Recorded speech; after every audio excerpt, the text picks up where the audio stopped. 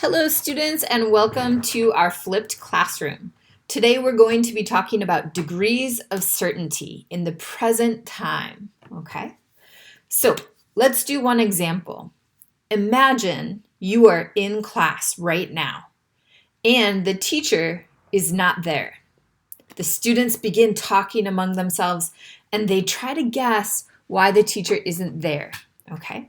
The first student says, the teacher is sick, right? The teacher is sick. How certain do you think that student is that the teacher is sick?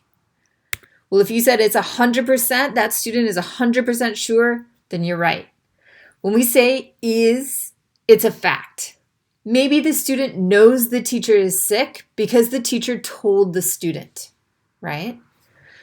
Second one says she must be sick. Right? How certain do you think this student is that the teacher is sick? If you said about 95% or she's really sure but not 100%, then you're right.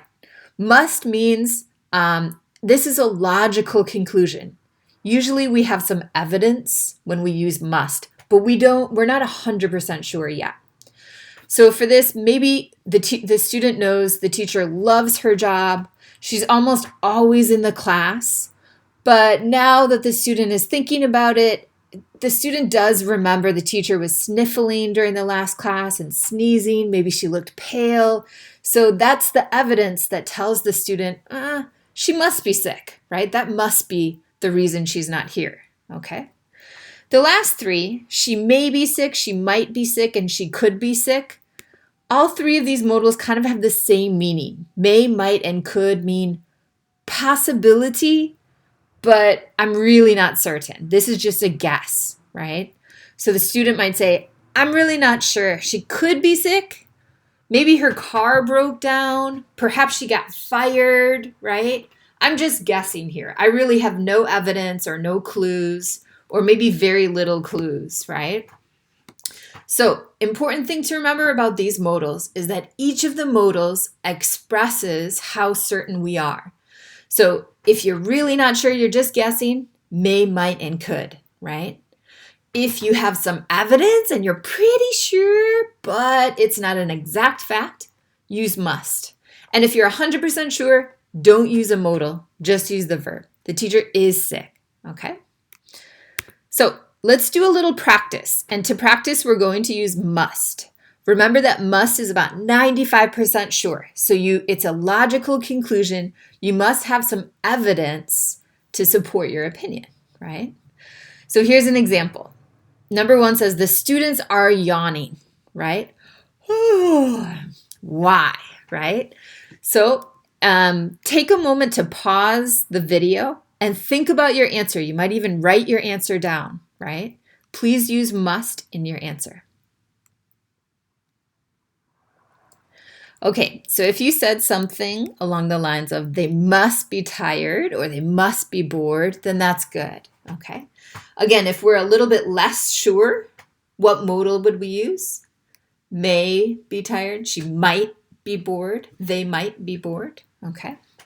So try the others. Again, pause your video for 2 through 6 and try to do these on your own, okay? And then I'm going to show you the answers in just a moment, so be sure to pause your video. Okay, so the second one says the bride is crying. Why? Okay, here's an example. She must think she is marrying the wrong person, right? Number 3 says Grace has goosebumps on her arm. Why?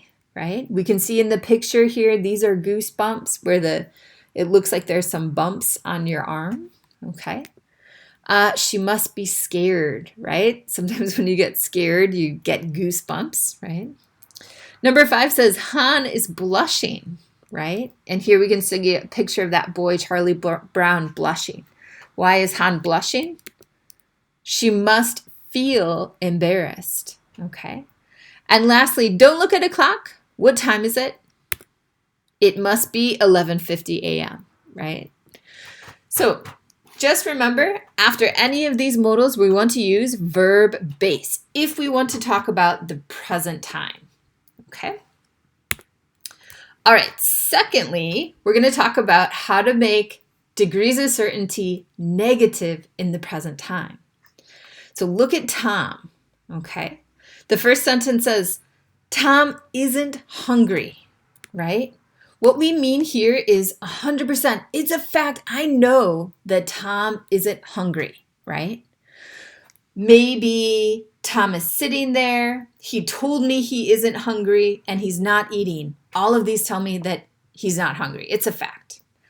Second one says he couldn't be hungry or he can't be hungry, right? How certain do you think this person is that Tom's not hungry?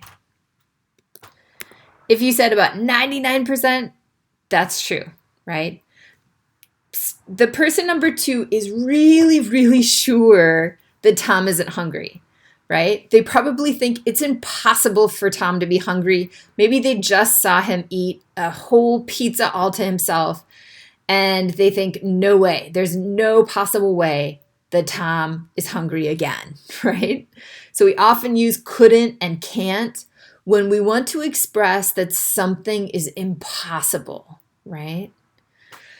Third one says he must not be hungry. Must not. Do you remember must from the other page? Must is again about 95%. This is also a logical conclusion. So usually we need some evidence. We need to see something that tells us the only logical answer is Tom isn't hungry, okay? So maybe I see that Tom is sitting at the dining room table with food in front of him, but he's not holding his knife and fork and he's not eating anything. He doesn't look sad, he's just not eating, right? So probably he must not be hungry, right? I have all this evidence that tells me that's a logical conclusion. Number 4 says he may not be hungry. Number 5 says he might not feel well right now. So both may and might, again, have the same meaning here, right? They mean about 50% just a guess. I'm really not sure. Maybe he's not hungry. Maybe he doesn't feel well. I don't know. I'm just guessing. Maybe he's depressed. Maybe he's sad, okay? So again, really important to take a look at how sure the percentage-wise, how sure each person is, depending on the modal that they use, okay? It might be a good idea to also review the charts 10-4 and 10-5, page 192 and 194, before we go on to the next practice, because you're going to need to feel really comfortable with these modals to keep going, okay? And when you're ready, please come back to the video and do this with me, okay? So here's a little practice. I'd like you to guess, what is this man's job, okay? I'm going to give you some clues. And after each clue, I'd like you to make a sentence using one of these modals, right?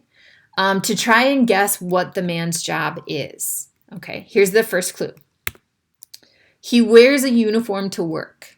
Okay. Again, you can pause the video, think about it yourself, make a sentence yourself, and I'm going to make a sentence in just a moment. Okay. Okay, so he wears a uniform to work. You might say, oh, he might work at In-N-Out, In-N-Out Burger. I know that In-N-Out burger workers they must wear a uniform to work, so he might work at In-N-Out. Okay. Another idea maybe, he might be a doctor, right? Doctors often wear uniforms. Or he might be a nurse too, right? Nurses wear uniforms, scrubs and things, okay? So possibilities, right? Might. I'm not sure. A lot of jobs wear uniforms. Here's the second clue. He works with a dog. It's a little more difficult. So again, pause the video, make a sentence of your own, and in a minute, I'm going to tell you my sentence. Okay, so he wears a uniform to work, and he works with a dog. I thought that he might be a doctor, but doctors don't work with dogs. So he can't be a doctor. He isn't a doctor, right?